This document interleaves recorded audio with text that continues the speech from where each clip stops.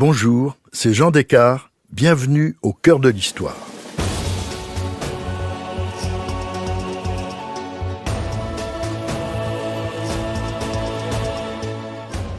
À l'occasion de la Journée des femmes de science, je vous raconte la vie et l'œuvre d'une femme exceptionnelle, travailleuse acharnée, chercheuse obstinée, mais aussi une personne touchante et modeste, forte et fragile, que la vie a souvent bousculée, Madame Curie.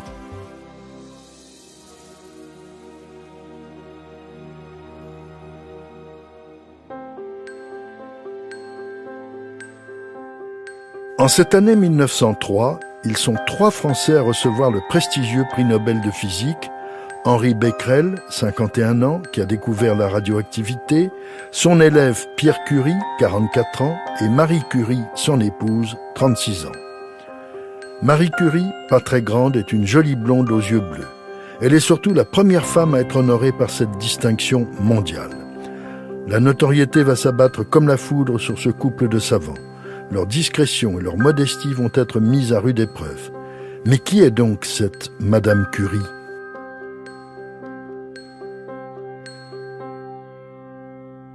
Marie Curie est née en 1867 à Varsovie, dans une Pologne divisée entre 3 empires, russe, austro-hongrois et prussien. Varsovie est sous la botte russe. Marie Sklodowska est le 5e enfant d'un couple d'enseignants. Ils sont issus de la petite noblesse terrienne polonaise ruinée par la décision du tsar Alexandre II d'abolir le servage en 1881. La plupart de leurs terres ont été distribuées aux paysans. C'est un couple d'intellectuels. La mère, catholique pratiquante, a été nommée à 20 ans directrice d'une prestigieuse école privée de Varsovie. Le père, formé à l'université de Saint-Pétersbourg, est un professeur de mathématiques et de physique. Cette famille unie pousse ses enfants à donner leur maximum, à étudier, à apprendre les langues étrangères, mais aussi à pratiquer l'exercice physique.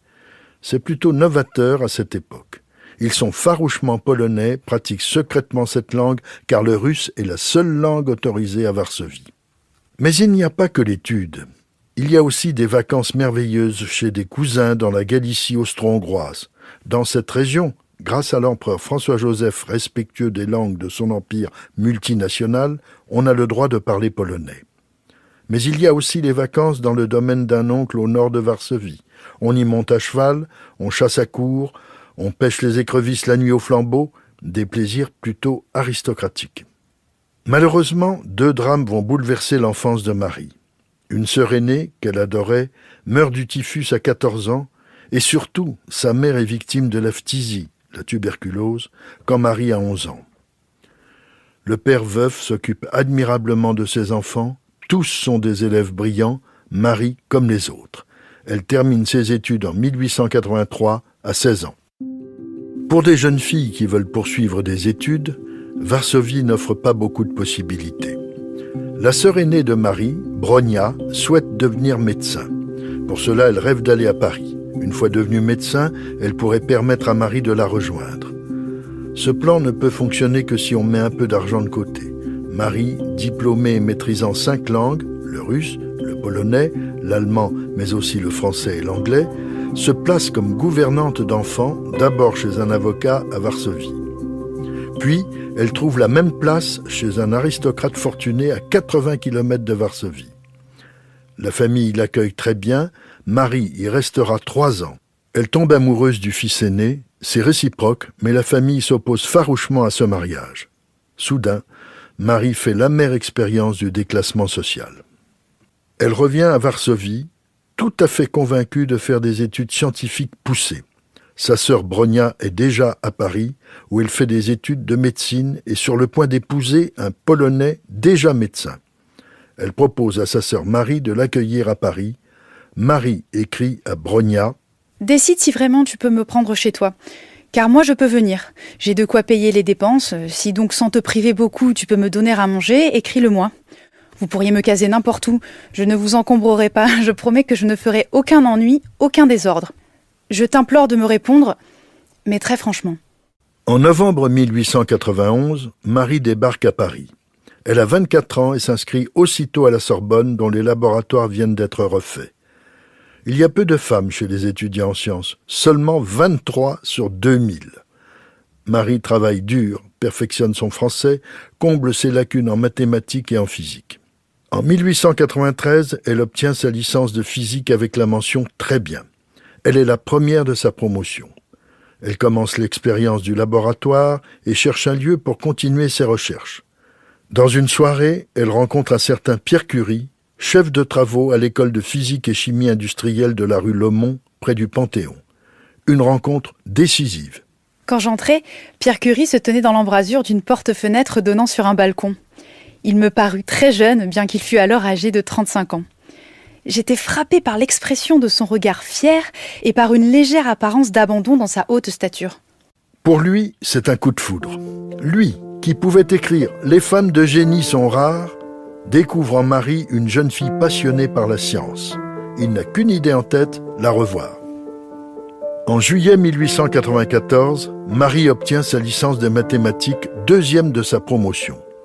Pour les vacances, elle repart en Pologne. Pour elle, c'est décidé, elle viendra enseigner dans son pays et s'occupera de son père à Varsovie. Mais Pierre Curie ne l'entend pas de cette oreille, il lui écrit « Ce serait cependant une belle chose à laquelle je n'ose croire, que de passer la vie l'un auprès de l'autre, hypnotisés dans nos rêves.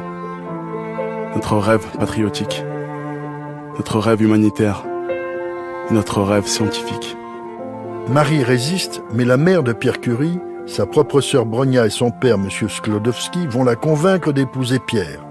La veille de son mariage, son père lui écrit « Je préfère 100 fois te savoir à Paris, heureuse et contente, plutôt que de te voir revenir dans notre pays, brisée par le sacrifice d'une vie entière et victime d'une conception trop subtile de ton devoir. » Il se marie à la mairie de Sceaux, ville où résident Pierre et sa mère, le 26 juillet 1895. Ils partiront en voyage de noces en bicyclette à travers l'Île-de-France. Ils s'arrêtent dans des auberges pour la nuit ou chez des amis accueillants. Ils formeront un couple extrêmement heureux, unis autant par leur amour réciproque que par l'amour de la science. Chez eux, tout cela est indissociable. Ils s'installent d'abord dans un petit appartement rue de la Glacière à Paris. L'année suivante, Marie Curie est reçue première à l'agrégation de sciences, section mathématiques.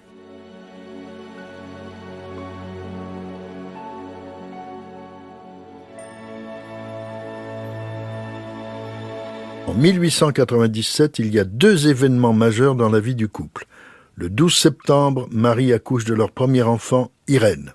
15 jours plus tard, la mère de Pierre décède à Sceaux. L'année suivante, le couple déménage et s'installe dans une jolie maison avec jardin, 108 boulevard Kellermann à Paris. Le père de Pierre les rejoint à cette adresse pour s'occuper de sa petite fille, car Marie a peu de temps à lui consacrer. En effet, le couple travaille sans cesse. Le 18 juillet, dans une lettre à l'Académie des sciences, Marie et Pierre Curie font part de leur découverte du polonium, un métal radioactif que Madame Curie baptise ainsi en hommage à sa terre natale. En décembre, ils annoncent la découverte du radium. Les Curie sont honorés de médailles et de prix pour cette succession de résultats extraordinaires. 1900 est une année importante pour les Curie. C'est celle de l'exposition universelle à Paris. L'un des pavillons les plus modernes et les plus fascinants est celui de l'électricité. Il présente notamment les travaux de Pierre et Marie Curie sur le radium. Ils donnent au grand public une connaissance de leur découverte jusque-là réservée au milieu scientifique. Le même été, à Paris, est organisé un congrès international de physique. Les Curie y font un rapport sur les nouvelles substances radioactives et les rayons qu'elles émettent.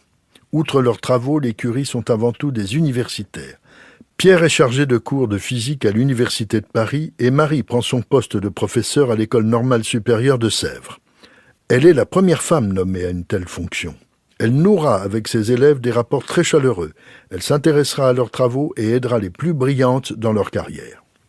Mais toutes ces activités n'empêchent pas le couple Curie d'avoir des amitiés. Bien que mauvaise cuisinière, Marie Curie aime recevoir ses amis. Mais surtout, les vacances universitaires permettent des contacts avec la nature que les Curie affectionnent. Ils font des séjours en Bretagne et en Pologne, leur vie est très équilibrée, ils sont des scientifiques discrets. 1903 est l'année de la consécration pour les Curie. Ils sont lauréats du prix Nobel de physique, mais ne se rendront pas à Stockholm pour la remise du prix. Ils laissent leur mentor, Henri Becquerel, avec qui ils partagent leur prix Nobel de physique, les remplacer dans la capitale suédoise. Les Curie attendront juin 1905 pour se rendre à Stockholm. Devant l'Académie Nobel, Pierre Curie prononce un discours visionnaire et prémonitoire. On peut concevoir encore que, dans des mains criminelles, le radium puisse devenir très dangereux. Et ici, on peut se demander si l'humanité a avantage à connaître les secrets de la nature, si elle est mûre pour en profiter, et si cette connaissance ne lui sera pas nuisible. Entre-temps, en décembre 1904, Marie Curie a donné naissance à une deuxième fille, Ève. Les Curie, tout en continuant de dispenser leurs cours à leurs élèves, se tiennent au courant de l'actualité. La mode est au spiritisme. Or, ce n'est pas nouveau, mais à Paris, à ce moment-là, une certaine Eusapia Palladino provoque un véritable engouement. De Sarah Bernard à l'astronome Camille Flammarion, on se bouscule pour la rencontrer. Les Curie assistent à un certain nombre de séances. Pierre commence à se passionner pour ce phénomène qu'il voudrait étudier scientifiquement. Le 19 avril 1906, Pierre se rend à l'Assemblée générale de l'Association des professeurs des facultés des sciences. Au dire de tous, il ne s'est jamais montré si gai ni plus vivant qu'à cette réunion. Il est heureux et plein de projets. C'est au sortir de cette assemblée qu'il est victime d'un stupide accident. À l'intersection du quai et de la rue Dauphine, face au Pont-Neuf, il est écrasé par un camion à chevaux qui n'a pu l'éviter. Il meurt sur le coup. Une tragédie pour Marie. Ses obsèques ont lieu à Sceaux, le 21 avril, dans la plus stricte intimité.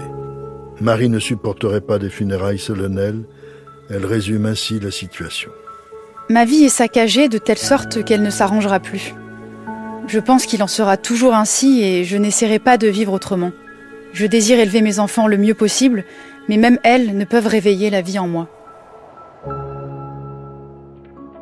Marie se trompe. Elle va s'occuper activement de ses filles, constituant un groupe de scientifiques amis qui vont se partager la tâche d'enseigner à tous leurs enfants. Les cours se passent à domicile. Les enfants vont d'une maison à l'autre pour suivre leurs cours. Cet enseignement privé portera ses fruits pour ces enfants dont quelques-uns deviendront de très grands chercheurs. L'expérience, un peu compliquée à tenir, ne durera pas plus de 2 ans. Parallèlement, elle poursuit sa carrière. Elle est nommée professeure à la Sorbonne, première femme à ce poste, elle a 39 ans. L'année 1911 va mettre Marie Curie à rude épreuve. En effet, le 4 novembre, un article de journal révèle sa liaison avec un autre savant, Paul Langevin. Celui-ci est marié et père de 4 enfants. Commence une campagne de presse d'une violence inouïe.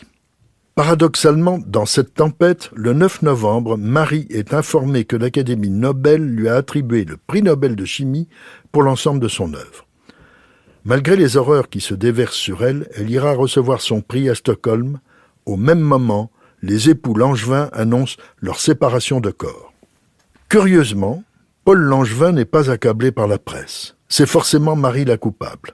Lui regagnera le domicile conjugal au début de la Première Guerre mondiale et revivra avec son épouse jusqu'à la mort de celle-ci, tout en continuant à la tromper copieusement avec quelques-unes de ses élèves de l'École normale de Sèvres. Marie, après la remise de son prix Nobel, va craquer. Elle quitte la maison de Sceaux où elle s'était installée après le décès de Pierre pour emménager quai de Béthune dans l'île Saint-Louis. Mais elle n'y reste pas longtemps. Elle passe tout le mois de janvier 1912 dans une maison de santé où elle va subir une grave opération des reins. Son état est préoccupant, mais elle récupère. La guerre va lui permettre de restaurer une image salie par une presse déchaînée.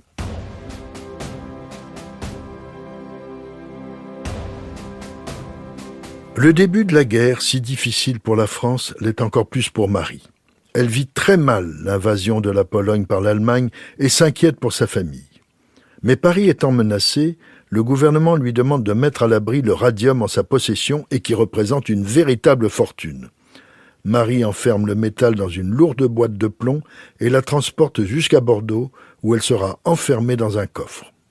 La plupart des hommes étant au combat, les femmes prennent la relève. À la fin du conflit, on dénombrera 430 000 femmes travaillant pour l'armement. Une véritable révolution. Marie va y prendre sa part en inventant des appareils radiologiques mobiles transportés dans des voitures à moteur au plus près des champs de bataille. On les appelle les petites Curie. La radiographie permet de rendre les opérations plus sûres. On repère l'emplacement des balles et des éclats d'obus chez les blessés, on analyse les fractures. Bref, les interventions sont plus rapides et des vies sont sauvées.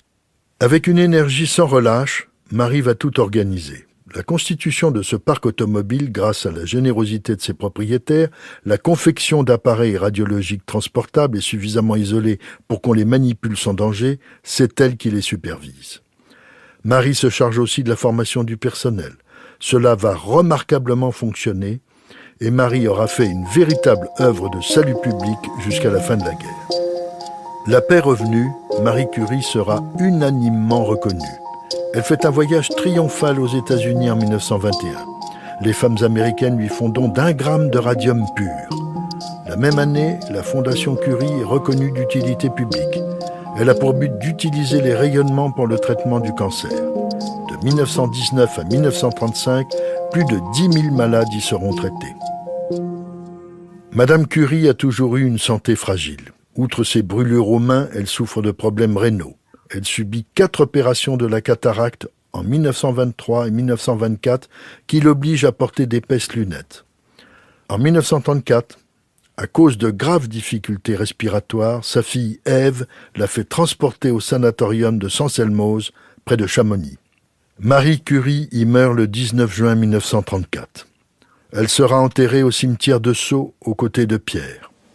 Plus tard, le président François Mitterrand fera transférer les restes du couple au Panthéon le 20 avril 1995. La présence de Lech Walesa, président de la République de Pologne, rappellera l'attachement de Marie à son pays natal. Si elle avait choisi la France, elle n'avait jamais oublié la Pologne.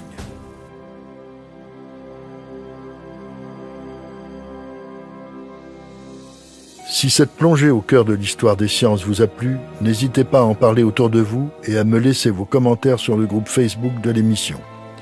Je vous dis à bientôt pour un nouvel épisode de Au cœur de l'histoire. Au cœur de l'histoire est une production Europe 1 Studio. Ce podcast est écrit et présenté par Jean Descartes. Il a été réalisé par Guillaume Vassaux. Pour ne rater aucun épisode, abonnez-vous sur Apple Podcasts ou vos plateformes habituelles d'écoute.